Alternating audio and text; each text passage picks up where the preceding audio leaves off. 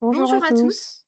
Bonjour à tous et bienvenue à ce webinaire donc destiné à vous présenter la déclaration obligatoire de l'emploi des travailleurs en situation de handicap. Alors, on va peut-être commencer par se présenter. Clément, je te laisse la main. Oui, merci Virginie. Bonjour à tous. Je suis Clémence Caillot, chargée d'études et de développement à la GFIP Bretagne et Pays de la Loire. Donc plutôt, voilà, en charge d'accompagner les entreprises à mettre en place leur plan d'action et leur politique handicap. Merci Clémence. Virginie Orduro-Tixador, je suis chargée des relations extérieures à l'URSSAF des Pays de la Loire. Et nous sommes accompagnés par deux modérateurs, Frédéric et Vincent, et par notre expert aussi en webinaire, Samuel, hein, pour vous accompagner si vous rencontrez une difficulté technique. Alors, vos micros voilà, sont coupés. On vous rappelle les premières petites règles, hein, puisque nous sommes en format de webinaire et vous avez été très nombreux à vous inscrire. Donc, pour pouvoir présenter au mieux les informations, donc vos micros sont coupés.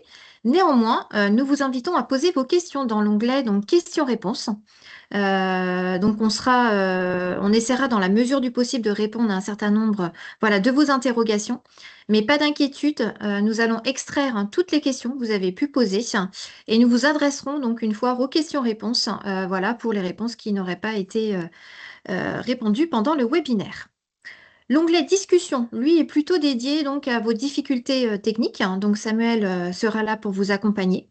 Et enfin, on vous rappelle donc que le support, ainsi que la foire aux questions et le replay du webinaire seront mis à votre disposition. Donc déjà, le replay, vous pourrez également le retrouver sur notre chaîne YouTube, URSAF Pays de la Loire.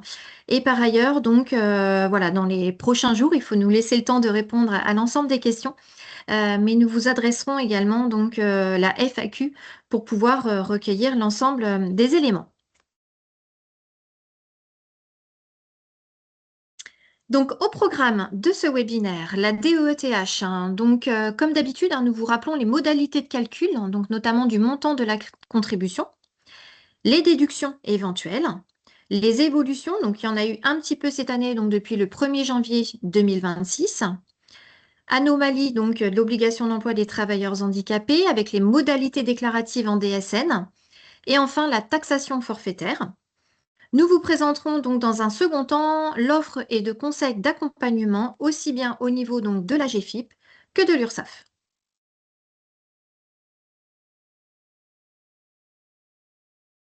Donc là, on va rentrer dans le vif du sujet concernant la déclaration de l'obligation d'emploi des travailleurs handicapés. C'est dans un premier temps avec le schéma qui va suivre là, vous présenter finalement en fait toutes les étapes par lesquelles on passe pour calculer finalement les montants de contribution liés à l'obligation d'emploi de travailleurs handicapés.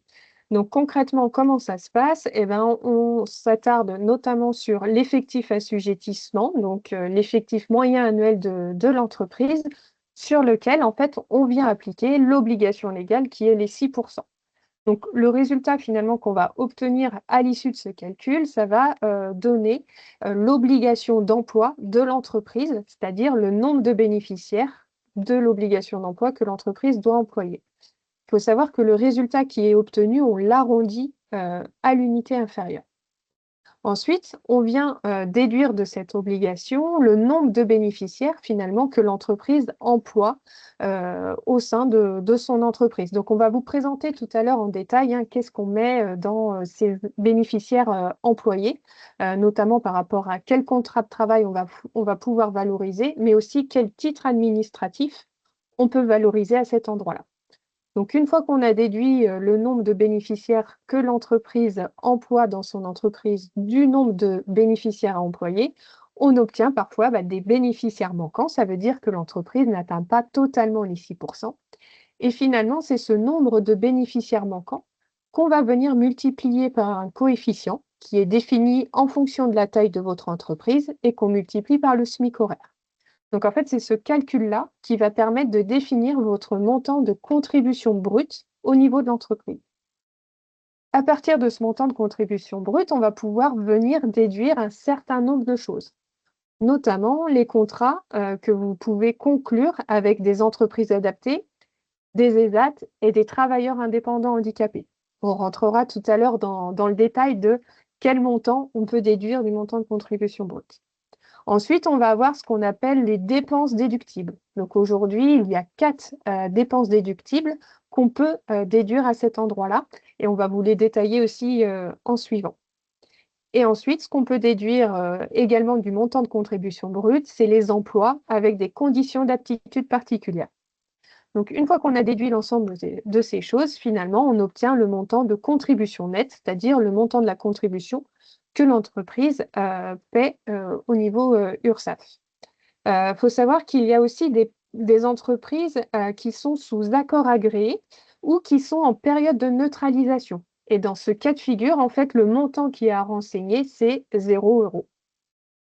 Voilà, donc je passe la main à Virginie pour la suite. Merci Clémence. Donc sur les modalités de calcul, hein, donc voilà, on vous repose quelques questions, hein. La première, bien, comment calculer mon taux d'emploi? Donc on prend l'effectif des bénéficiaires, qu'ils soient internes ou externes, que l'on divise par l'effectif moyen annuel d'assujettissement multiplié par 100. Donc ce qui vous permettra, si vous respectez ou pas, les 6%. Quel est le SMIC à utiliser? Ça, c'est vrai que c'est une question qui est assez récurrente. Donc, c'est toujours le SMIC qui est en vigueur au 31 décembre de l'année N-1. Donc, là, dans le cadre de la déclaration 2025, c'est bien 11,88 € qui sera mentionné. Le montant de la contribution nette, donc, est équivalent au montant de contribution due et au montant de contribution, donc au niveau du code type de personnel dans le bloc 23.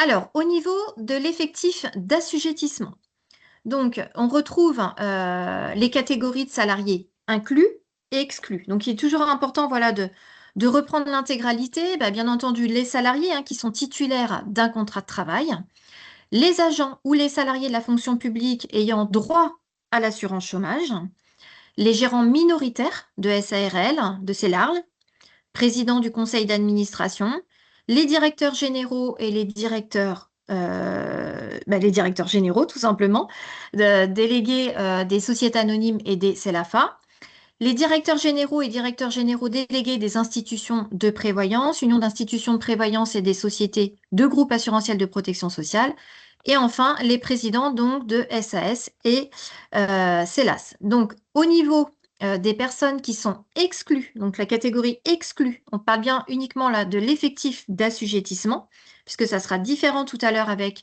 les bénéficiaires. Donc nous retrouvons les apprentis, les titulaires d'un contrat de professionnalisation, les titulaires donc de contrats particuliers, un CIE, CAE, d'un CDD lorsqu'ils remplacent un salarié absent ou dont le contrat de travail est suspendu, les salariés titulaires d'un contrat de travail intermittent, les salariés mis à la disposition de l'entreprise par une entreprise extérieure qui sont présents dans les locaux de l'entreprise utilisatrice et y travaillent depuis moins d'1 an, les salariés temporaires, tout simplement les intérimaires, et enfin les stagiaires.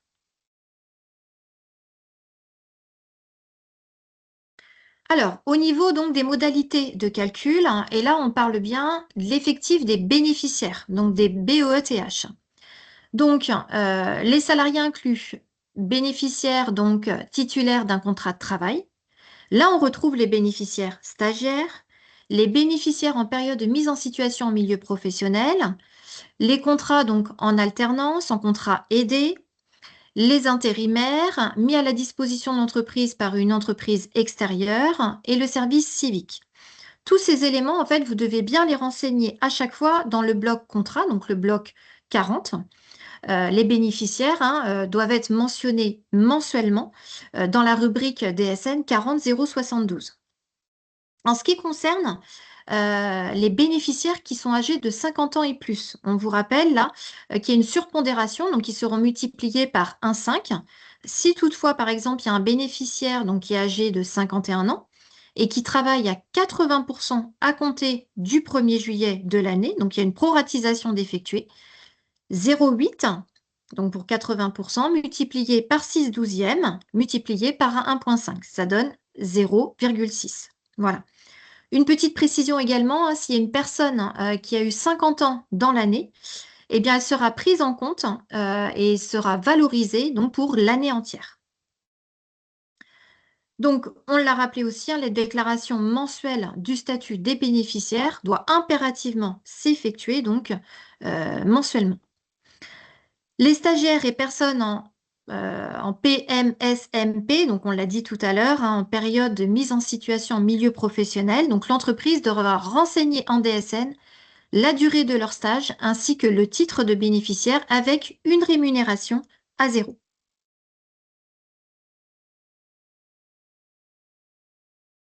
Les modalités de calcul, donc là, c'est un petit schéma qui représente notamment la règle de gestion et qui précise comment donc est valorisé un contrat.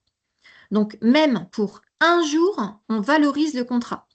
Donc, ça concerne tous les effectifs, hein, même les contrats suspendus, on peut le voir, hein. Donc, les contrats suspendus, ça peut être un contrat suspendu par rapport à un arrêt maladie, un congé sabbatique, un congé maternité. Donc, en cas d'absence, concernant les bénéficiaires, ce qu'il faut retenir, c'est que la loi, elle est toujours favorable à l'employeur. Donc, toujours date de début du contrat, date de fin du contrat, donc qui est calculée par rapport au mois principal déclaré.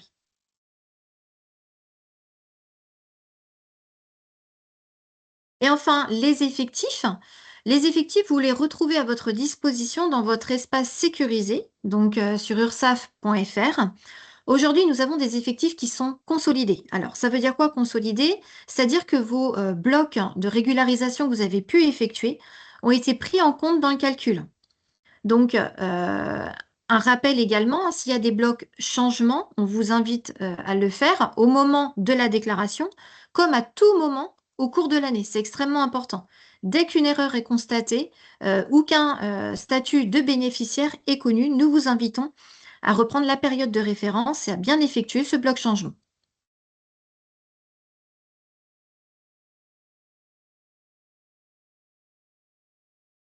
Alors là, sur cette slide, on vous a remis finalement l'ensemble des titres administratifs qui sont valorisables pour les bénéficiaires de l'obligation d'emploi des travailleurs handicapés. Donc, on voit bien qu'il y a trois structures hein, qui délivrent ces titres administratifs.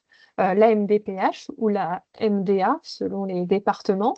On va avoir aussi la sécurité sociale et puis plutôt ce qui relève de l'État. Donc, ce qu'on peut valoriser hein, dans les titres BOTH, ça va être notamment la RQTH, hein, la reconnaissance de la qualité de travailleurs handicapés. C'est l'un des titres les plus fréquents en entreprise. Mais on a aussi des collaborateurs qui peuvent être titulaires d'une allocation adulte handicapé, l'AAH, ou de la carte d'invalidité ou la carte mobilité inclusion mention invalidité. On a aussi au niveau de la MDPH des mineurs qui possèdent des titres administratifs, généralement qu'ils ont dans le cadre de leur cursus scolaire.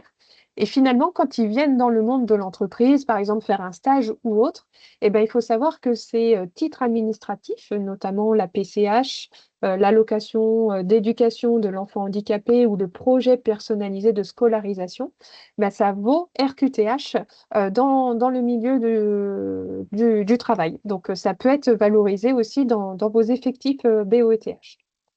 Ensuite, on va avoir les titres qui sont plutôt délivrés par la sécurité sociale. Donc là, on fait notamment référence aux pensions d'invalidité, mais aussi aux accidents du travail et aux maladies professionnelles lorsque le taux d'IPP, d'incapacité permanente, est supérieur ou égal à 10%. Et enfin, on a les titres délivrés par l'État, donc tout ce qui est pension militaire ou allocation rente d'invalidité. Donc, à partir du moment où l'un des collaborateurs a l'un de ces titres, il fait partie finalement de l'effectif BOTH si vous renseignez en DSN. Alors, quand on vous a présenté le schéma tout à l'heure pour identifier le montant de vos contributions, on vous indiquait que le coefficient qui est appliqué pour le multiplier par le nombre de bénéficiaires manquants et le SMIC est défini finalement en fonction de la taille de votre entreprise. Donc là, on vous a remis en fonction de la taille de l'entreprise le coefficient qui est associé. Donc pour les entreprises qui sont de 20 à 250 salariés, le coefficient, il est de 400 fois le SMIC horaire. Pour les entreprises de 250 à 750 salariés, il est de 500. Et pour les plus de 750 salariés, on est à 600 fois le SMIC horaire. Et il arrive parfois aussi que le coefficient soit de 1500. Là, on parle de surcontribution quand on applique le coefficient 1500. Donc là, on vous a remis aussi sur cette slide, quand est-ce que ce coefficient de 1500 fois le SMIC horaire, il est appliqué? Et bien finalement, il va être appliqué lorsque l'entreprise, pendant 4 années consécutives, elle n'a pas mené d'action positive. Alors, qu'est-ce qu'on entend par ces actions positives? Donc là aussi, on vous les a remis en visibilité. C'est lorsque l'entreprise a comptabilisé 0 travailleurs handicapés dans ses effectifs pendant plus de 3 ans, donc pendant 4 années consécutives. Ensuite, c'est lorsque l'entreprise n'a pas atteint un montant minimum d'achat auprès des entreprises adaptées, des ESAT et aussi des travailleurs indépendants. Là, la surcontribution peut s'appliquer ou lorsqu'elle n'a conclu aucun accord agréé. Donc là, pour vous donner un ordre d'idée, normalement, voilà, pour une entreprise entre 20 à 250 salariés qui est en contribution, un effectif BOETH manquant, on est à peu près à 4 900 € par unité manquante. Et quand on est en surcontribution, là, par exemple, pour 2025, une unité manquante, ça peut être 17 820 € de contribution par unité manquante. Donc voilà. Donc là, l'idée, c'est aussi de vous présenter comment on va éviter cette surcontribution, cette majoration. Il y a 3 moyens d'agir. Soit c'est d'employer directement des salariés avec le statut BOETH. Alors quand on dit employé, on pense directement au recrutement, mais ça peut être aussi l'identification en interne de collaborateurs qui sont en situation de handicap en menant des actions de sensibilisation, par exemple. Donc ça, c'est une des modalités pour éliminer la surcontribution. Ensuite, on va avoir une autre action qui peut être l'accueil de stagiaires qui sont bénéficiaires de l'obligation d'emploi des travailleurs handicapés. Donc là, ça peut être par exemple d'accueillir quelqu'un en PMSMP, période de mise en situation en milieu professionnel, ou avoir recours par exemple à un jour un métier ou au duo day, le fait d'accueillir une personne une journée, par exemple pour faire découvrir vos métiers au sein de l'entreprise, permet d'éviter la surcontribution. Et l'autre action, si on n'est pas dans l'emploi direct ou l'accueil de stagiaires, ça va être d'avoir recours à la sous-traitance, donc c'est-à-dire aux entreprises adaptées, aux ESAT ou aux travailleurs indépendants handicapés. Mais là, il faut que sur les 4 années consécutives, on atteigne un montant de manœuvre qui soit suffisant. Donc là, pour 2025, le montant, il est fixé à 7 128 € de main-d'œuvre sur les 4 dernières années pour éviter la surcontribution.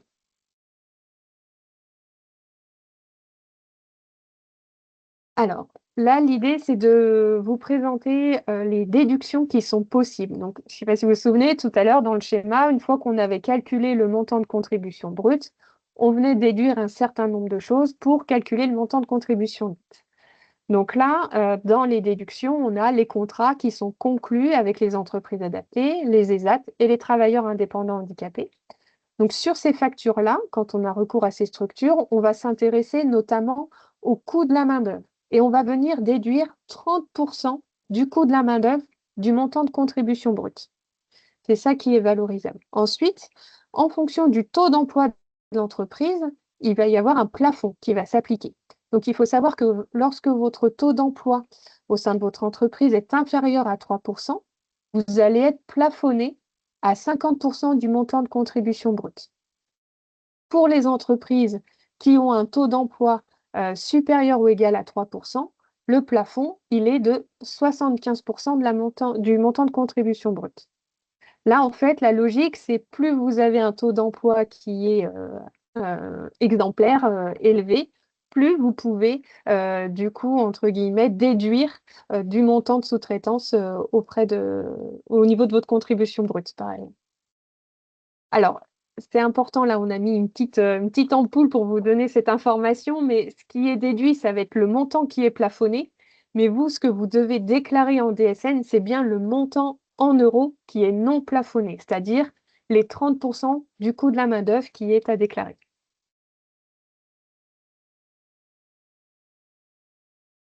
Alors, on reçoit, beaucoup d'appels d'entreprises qui se font, un peu démarcher, de façon plus ou moins frauduleuse ou abusive.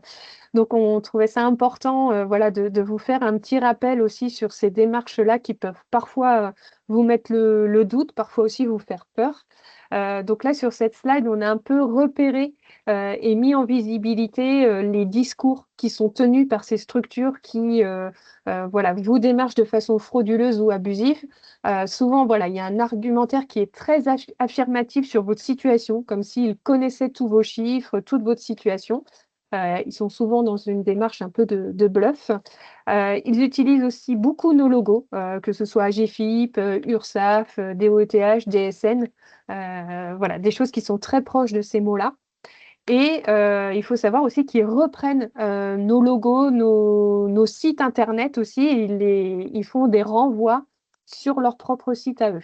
Donc ça aussi, voilà, ça peut porter à confusion à votre niveau. Il faut être très attentif quand on vous parle de PAC, PAC entreprise prestation.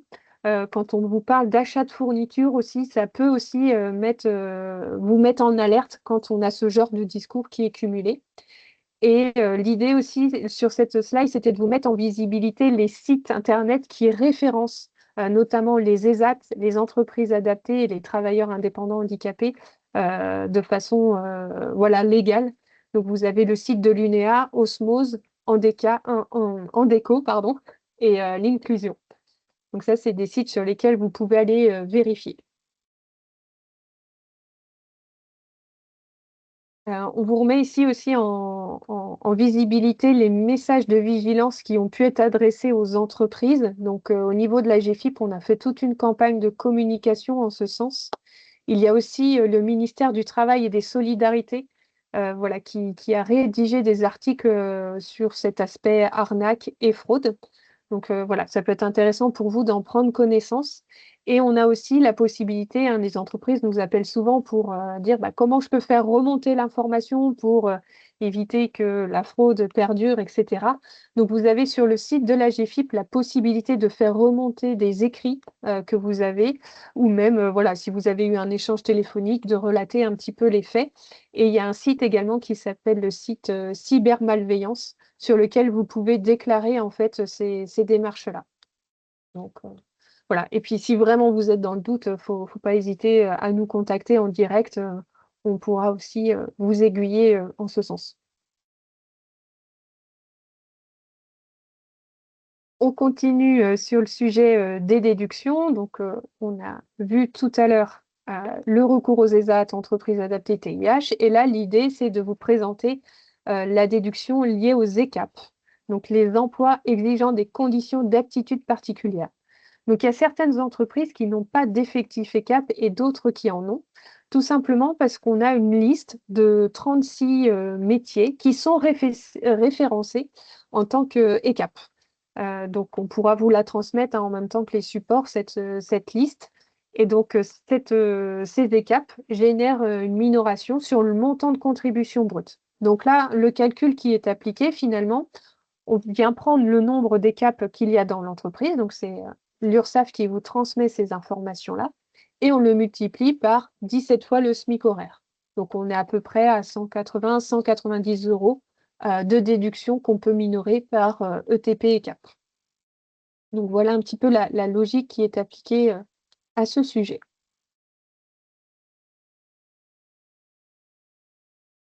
Et la dernière catégorie de dépenses, ce sont les dépenses déductibles. Donc on a 4 typologies de dépenses déductibles, dont une qui est provisoire. Donc on vous la présentera tout à l'heure. Là, je vais vous présenter les 3 définitives. Donc la première, c'est si au sein de votre entreprise, vous réalisez finalement des diagnostics ou des travaux pour rendre vos locaux accessibles hors obligation légale. Là, ça peut être déductible du montant de contribution brute. Donc, quand on parle de hors obligation légale, par exemple, une entreprise qui n'est pas identifiée établissement recevant du public, ça peut être par exemple le fait de mettre en place des places de parking réservées aux personnes en situation de handicap. Ça, par exemple, c'est déductible. Ensuite, on va avoir la deuxième catégorie de dépenses déductibles. C'est là toutes les actions finalement que vous allez mettre en place pour maintenir dans l'emploi ou permettre à une personne de se reconvertir dans l'entreprise. Donc là, par exemple, si vous mettez en place un aménagement ergonomique, donc vous pouvez mobiliser les aides de la GFIP, mais il arrive parfois qu'il y a un reste à charge sur ce siège ergonomique, par exemple. Et ben, ce reste à charge, on peut le déduire du montant de contribution brute.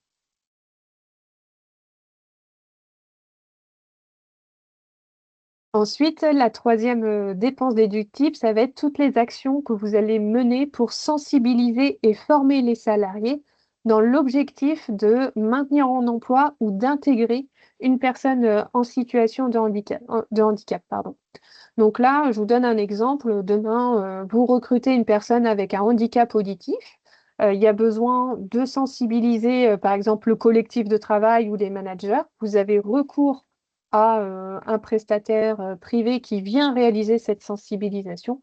Et bien là, vous pouvez le déduire du montant de contribution. Et ensuite, donc la quatrième dépense déductible, donc celle-ci, elle est provisoire. Ce sera jusqu'au 30 décembre 2029. Ça fait partie des nouveautés de cette année, c'est les dépenses qui sont en lien avec les partenariats que vous pouvez conclure avec des associations ou des organismes qui œuvrent pour les personnes en situation de handicap, pour l'insertion et aussi la formation des personnes en situation de handicap. Donc, il y a certaines conditions pour pouvoir valoriser cette dépense. Il faut que ça génère voilà, de l'emploi derrière de personnes en situation de handicap pour pouvoir le déduire.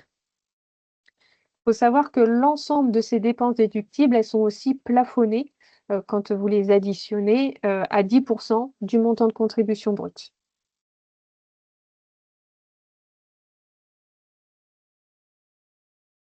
Voilà, donc suite à la présentation par Clémence des quatre types de déductions, donc elle vous l'a rappelé, c'est plafonné à 10% du montant brut de la contribution annuelle et il faudra déclarer à travers le bloc 82. Donc vous retrouvez les rubriques en fonction de la nature de la dépense. Rubrique code de cotisation 0,71 pour une dépense déductible liée à la participation à des événements, la 0,72 pour des dépenses liées au partenariat avec des associations. Et la dernière déductible, donc, liée aux actions concourant à la professionnalisation et aux achats auprès des ESAT, etc.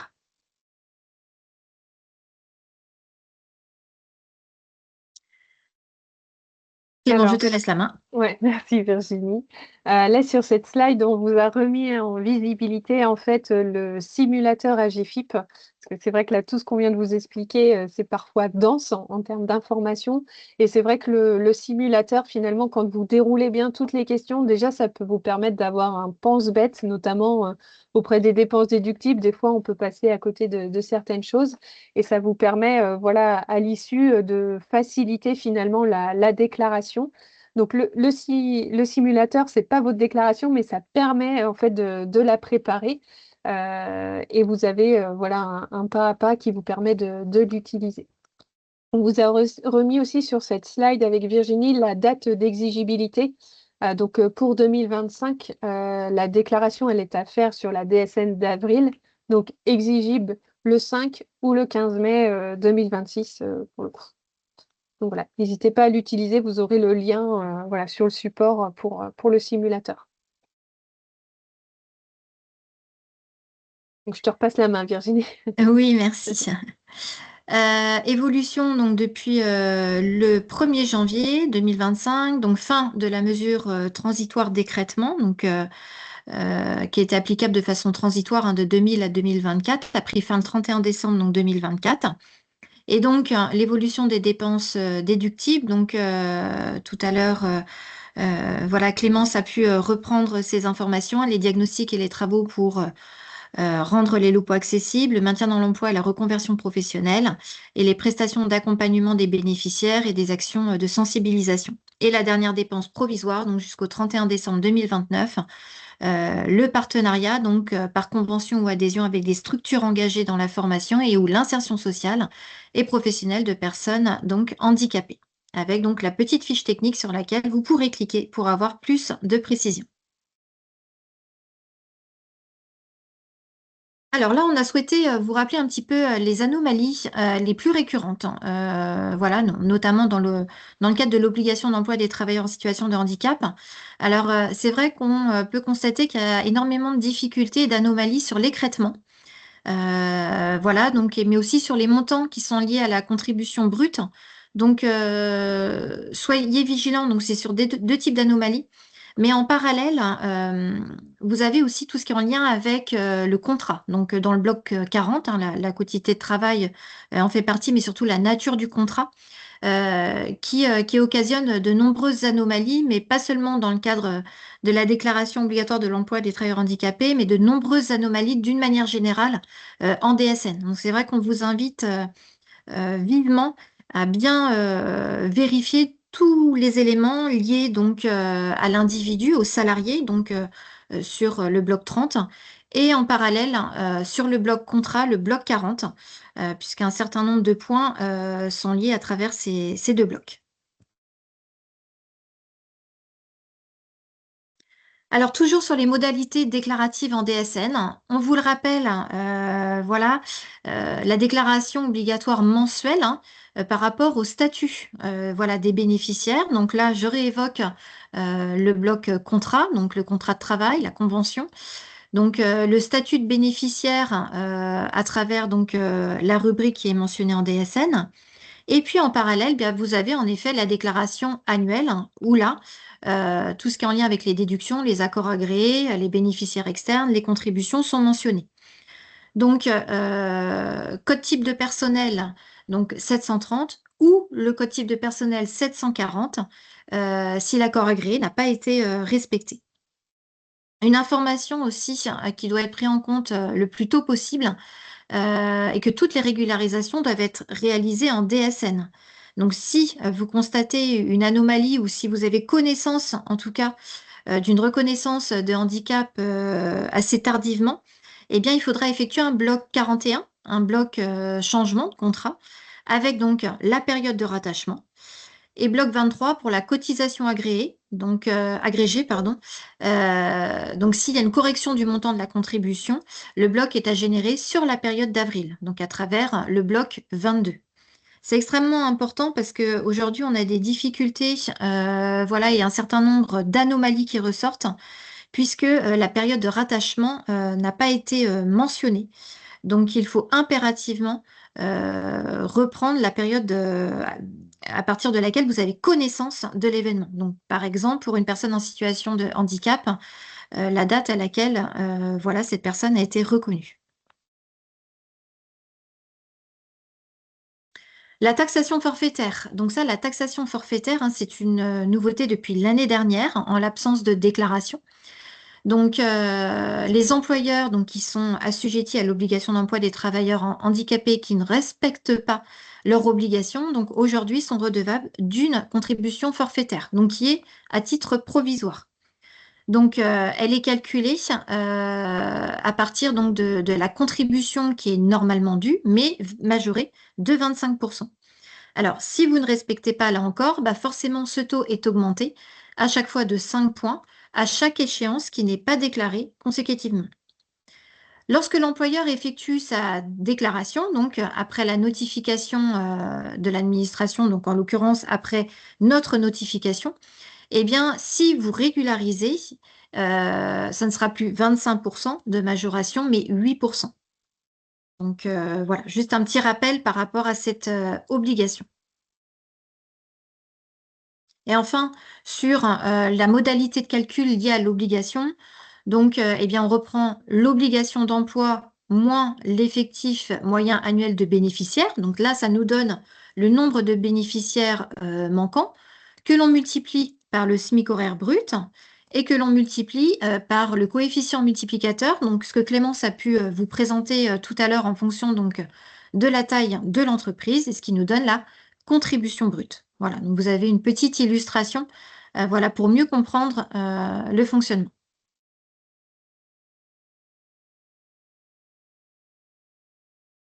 Je te laisse poursuivre sur Oui, l'offre de conseil et d'accompagnement. ça marche. Merci Virginie. Alors, sur cette slide, l'idée, c'était aussi de vous présenter entre l'URSSAF et la GFIP le qui fait quoi. Donc, l'URSSAF, on va plutôt être sur tout ce qui est DSN, le calcul des effectifs, tout ce qui va être franchissement de seuil également. Les déductions appliquées à la contribution, les périodes transitoires, donc modalité d'écrêtement, ça c'était voilà, jusqu'au 31/12/2024, mais bon, ça peut susciter encore des questions. Et puis l'accompagnement des entreprises en difficulté financière. Nous, au niveau de la GFIP, on va plutôt être voilà, sur un accompagnement à la mise en place voilà, de plans d'action ou de politiques handicap qui a vraiment pour objectif voilà, de vous aider à répondre à cette obligation d'emploi de travailleurs handicapés. On peut aussi répondre à vos questions concernant la DOETH sur voilà, les modalités calcul, comment s'y prendre, etc. Donc, ça fait partie aussi de notre rôle.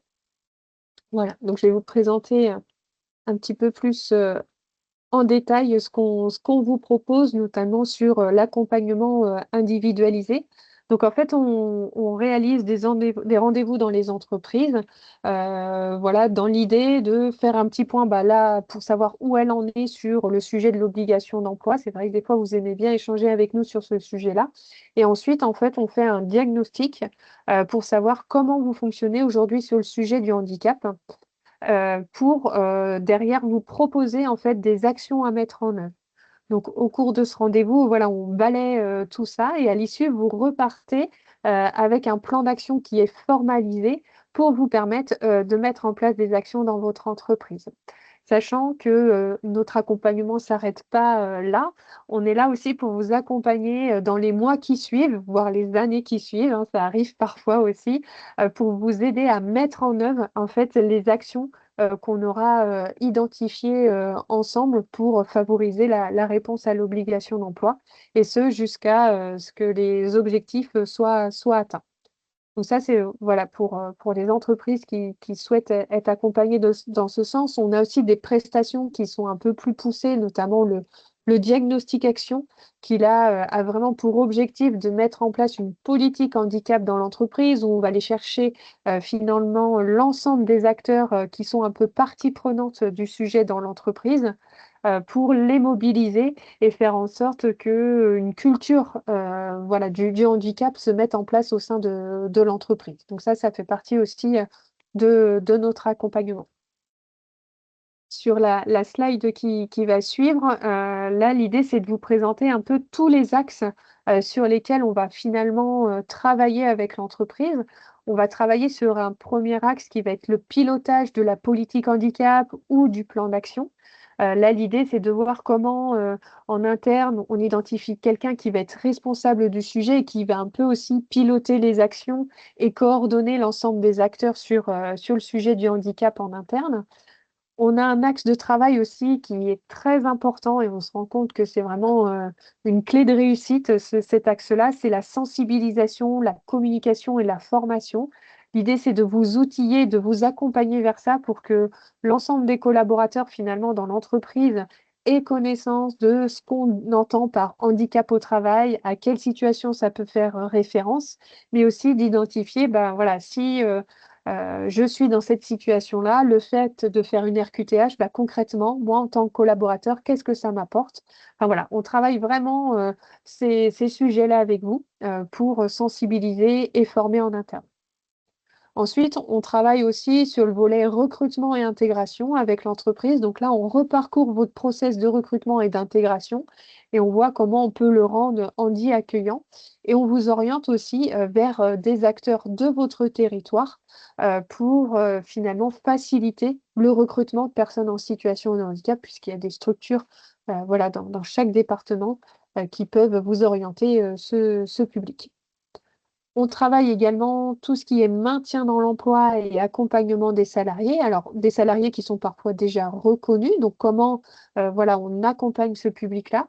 Mais on vient aussi travailler avec vous et mettre en place des process pour vous permettre d'accompagner aussi les collaborateurs qui sont pas forcément encore dans une démarche administrative de reconnaissance du handicap, mais qui sont en situation de handicap au travail de par différents facteurs.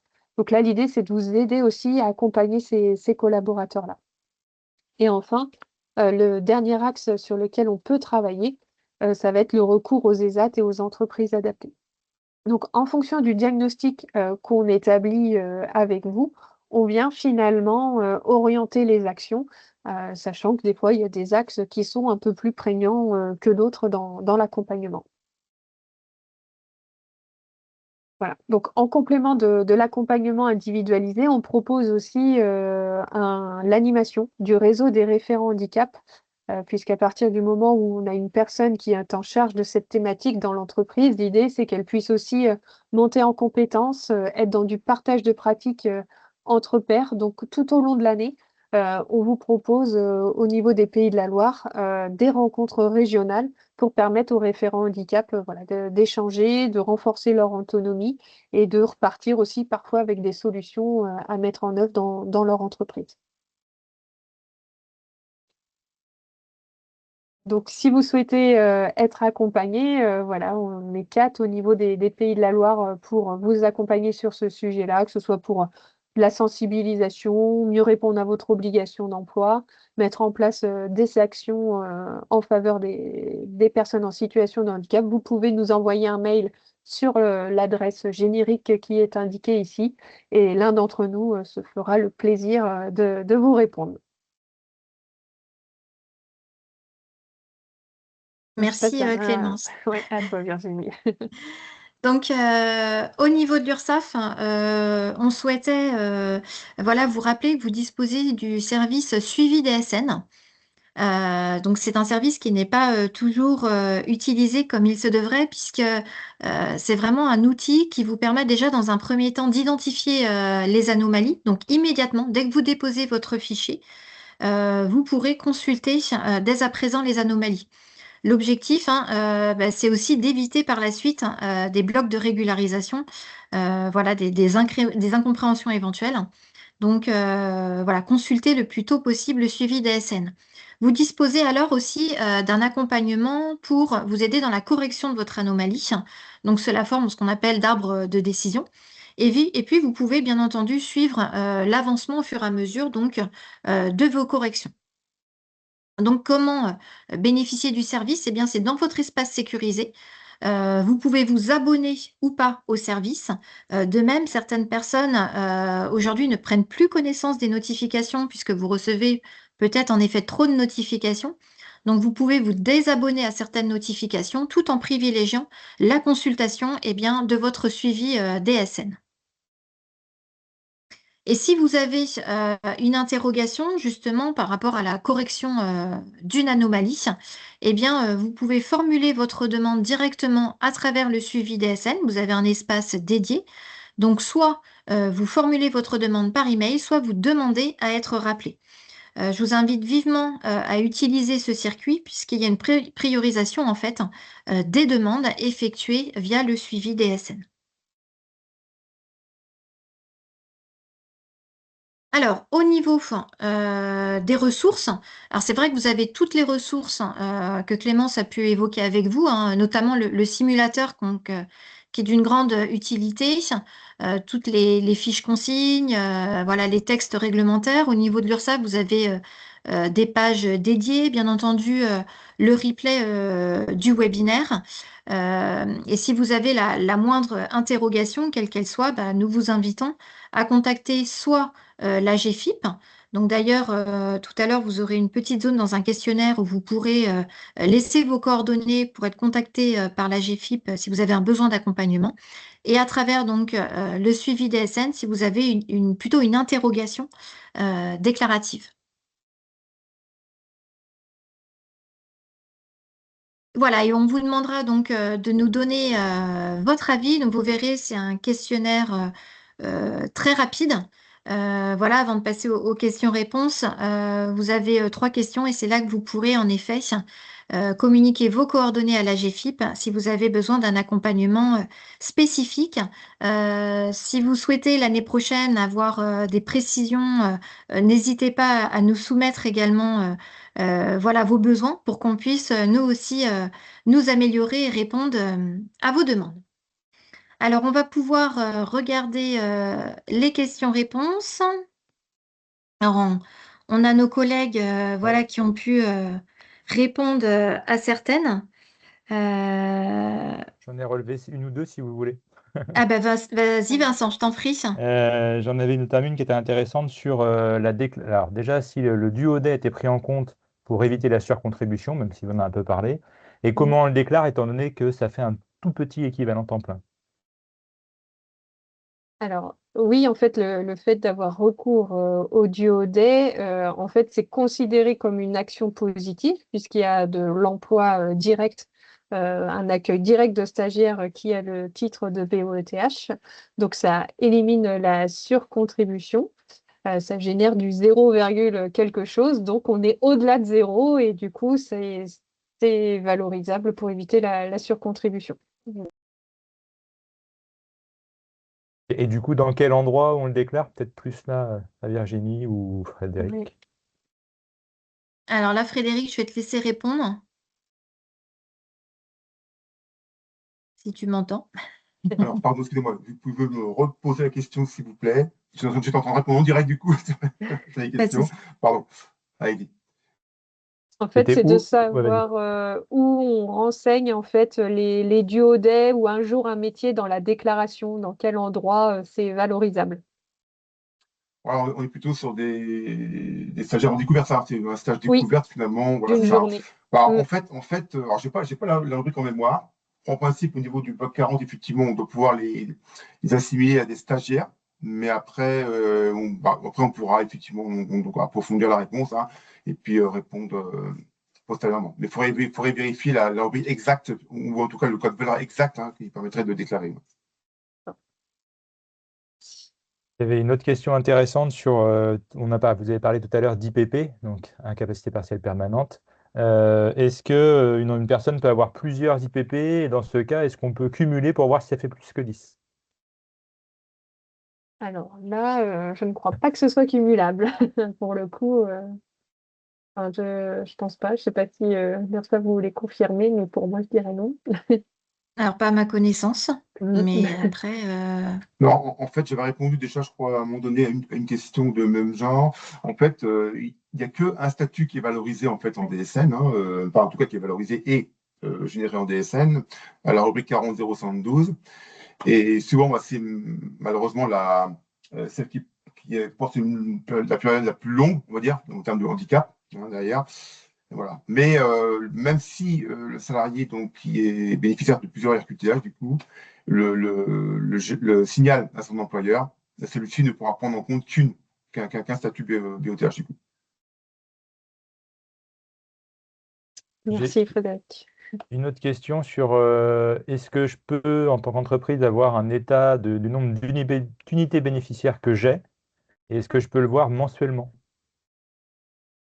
par rapport aux bénéficiaires, Ouais, par rapport aux bénéficiaires, savoir sans doute pour vérifier le calcul, en fait, je pense. ouais. Alors, sauf erreur de ma part, Frédéric, tu me reprendras, mais normalement, c'est mis à disposition des entreprises qu'une fois par an, en début d'année, puisque la notification est effectuée après consolidation en fait, de l'ensemble des éléments déclarés au cours de l'année précédente.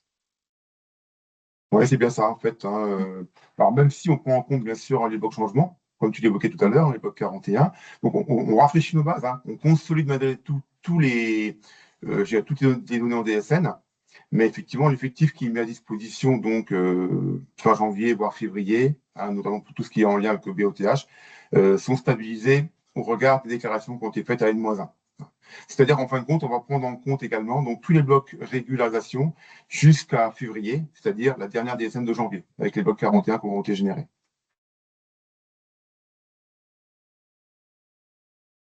Je vois qu'il y a Ok. pas mal de questions concernant les stagiaires. Oui. Donc, Fred, tu pourras peut-être apporter des précisions, mais on me demande notamment donc les modalités déclaratives de ces stagiaires. Donc là, en effet, hein, si en plus ils ont une reconnaissance voilà, de travailleurs en situation de handicap, on vous invite vivement à les déclarer. On nous précise que doit-on les créer dans nos logiciels? Ben, en fait, enfin, j'ai envie de dire, c'est essentiel, hein, puisque la déclaration sociale nominative est un flux qui est généré. Et donc, ce flux est généré à partir d'un fichier qui est extrait de votre logiciel. Donc, oui, vous devez mentionner tous ces éléments avec l'identité de la personne, un numéro de sécurité sociale, etc. Puisque derrière, il y a un minimum voilà, de vérification qui doit être effectué pour justement derrière vous adresser par la suite la notification d'effectifs adressée en début d'année. Voilà, c'est bien ça. En fait, il faut bien générer un bloc 30 individus, hein, qui permettra derrière de pouvoir, bien sûr, y rattacher le bloc 40 contrats, comme dit Virginie, hein, pour bien prendre en compte tous ces éléments déclaratifs et derrière pouvoir aussi donc appliquer donc, le calcul au plus juste, hein, des effectifs. Voilà, donc pour répondre à Lauriane, en effet, toutes les informations administratives du stagiaire, un numéro de sécurité sociale, date et lieu de naissance, etc., doivent obligatoirement être mentionnées pour qu'on puisse bien identifier la personne. Déclaration sociale nominative, hein, le mot nominatif a toute son importance, hein, puisque c'est à partir du numéro de sécurité sociale de la personne, hein, quelle qu'elle soit, stagiaire, salarié, voilà, que tout est ventilé. Donc le numéro de sécurité sociale est une donnée obligatoire. Il y a une question qui est revenue plusieurs fois, Virginie, sur si les entreprises ne sont pas d'accord avec ce qui est calculé par l'URSSAF, comment ils doivent faire? Eh bien là, Frédéric? effectivement, je peux répondre si tu veux. Ouais. Mm. Alors, effectivement, dès lors que vous constatez en fait une anomalie dans le calcul des effectifs, et bien dans ces cas-là, vous contactez votre URSSAF, vous pouvez faire une demande en ligne en adressant un détail de vos effectifs, le calcul de vos effectifs, et derrière, on pourra vous répondre. Nous, on pourra comparer bien sûr, hein, les calculs par effectif moyen annuel, et puis on pourra revenir vers vous pour vous expliquer éventuellement les écarts. En fait, quand c'est comme ça, il faut nous préciser la typologie du contrat. Hein, ici, c'est un temps partiel, un temps plein. Enfin, vous nous donnez toutes les données en lien avec les quantités de travail également. Et à partir de là, on pourra vous expliquer effectivement donc, comment on a pu valoriser telle ou telle donnée dans le calcul.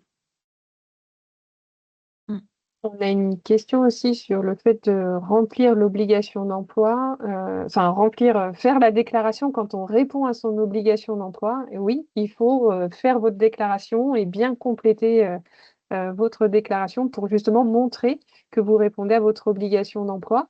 La déclaration aussi pour les entreprises de moins de 20 est demandée dans le sens où ça permet aujourd'hui, notamment à la GFIP, d'identifier de façon réelle l'emploi des personnes en situation de handicap en France. En fait, ça nous donne beaucoup plus d'informations que si les entreprises de 20 salariés et plus le font uniquement. Donc, il est très important de réaliser la déclaration à ce sujet. Il y avait une autre question peut-être pour toi, Clément, sur est-ce que la réalisation de sensibilisation permet d'éviter la surcontribution? Alors, pour éviter la surcontribution, hein, on l'a présenté tout à l'heure, mais ça va être l'emploi direct, l'accueil de stagiaires ou le recours aux ESAT et entreprises adaptées à hauteur d'un montant suffisant. Donc là, les actions de sensibilisation ne font pas partie des actions positives qui permettent d'éviter la surcontribution. On vous rappelle également voilà, comment comptabiliser un salarié dont le contrat est suspendu. Donc, quelle que soit la nature de l'absence, hein, on l'évoquait tout à l'heure, l'accident du travail, la maladie, voilà, la maternité, le congé sympathique, eh bien, le contrat est valorisé donc dans sa quotité de travail théorique. Et donc, le contrat de l'individu, même suspendu, doit obligatoirement être déclaré en DSN et comptabilisé. Il y a des questions aussi sur la création d'entreprise ou le passage de seuil. C'est vrai que quand l'entreprise elle est créée et qu'elle fait plus de 20 salariés ou que l'entreprise vient passer le seuil des 20 salariés, il y a une période de neutralisation qui s'applique de 5 ans. Ça veut dire que l'entreprise elle est soumise à l'obligation d'emploi, mais elle ne paie pas de contribution pendant 5 années consécutives. Et c'est à partir de la 5e année de la 6e année, du coup, qu'elle va être soumise à l'obligation d'emploi. Et si elle ne répond pas à cette obligation, elle doit payer une contribution. Donc ça, c'est en cas de création à plus de 20 ou de passage de seuil à plus de 20 salariés. Encore une question ou pas? Oui. Je regarde justement. Allez. T'en avais une, Vincent, toi? Ouais, j'en avais une Oui. sur quel document je dois fournir si j'ai des déductions de la DETH, la partie des 10% de déduction. Qu'est-ce que je dois fournir comme document? Ah bah, ça va être un document, par exemple, si on prend l'exemple de la dépense déductible de diagnostic ou de travaux d'accessibilité, il faut être en mesure de fournir une facture par laquelle vous avez fait un diagnostic ou des travaux d'accessibilité. Pareil sur les aménagements de poste, vous fournissez la facture, vous indiquez voilà, la prise en charge, par exemple, AGFIP sur l'aménagement de poste qui a été fait et on identifiera le reste à charge. En fait, c'est tous les documents qui vont prouver l'action réalisée. Enfin, j'espère que je me trompe pas, Virginie, Frédéric, mais je pense que ce sont des factures simplement. Bah oui, oui, tout à fait, un Ouais. justificatif de facture, oui. Je me permets encore d'insister sur toutes les entreprises qui pourraient vous contacter de manière frauduleuse. C'est vrai que Clémence vous en a parlé, mais malheureusement, nous en sommes de plus en plus victimes, que ce soit voilà, dans le cadre de la déclaration obligatoire ou dans d'autres, voilà, même des fois à titre personnel. Donc, soyez extrêmement vigilants. Et en effet, concernant les notifications, voilà, notamment d'effectifs, seule l'URSSAF dispose de ces informations puisqu'elles remontent de la DSN. Donc là aussi, voilà, soyez vigilants à ce niveau-là, même au-delà des structures qui pourraient vous contacter.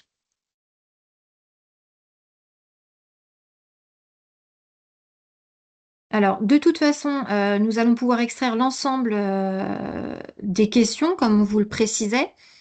Nous allons pouvoir extraire les emails des personnes qui se sont connectées. Voilà, pour vous adresser prochainement de nouveau un emailing dans lequel vous pourrez retrouver le diaporama. Vous pourrez retrouver le lien du replay donc, qui sera par ailleurs sur notre chaîne YouTube de l'URSSAF Pays de la Loire.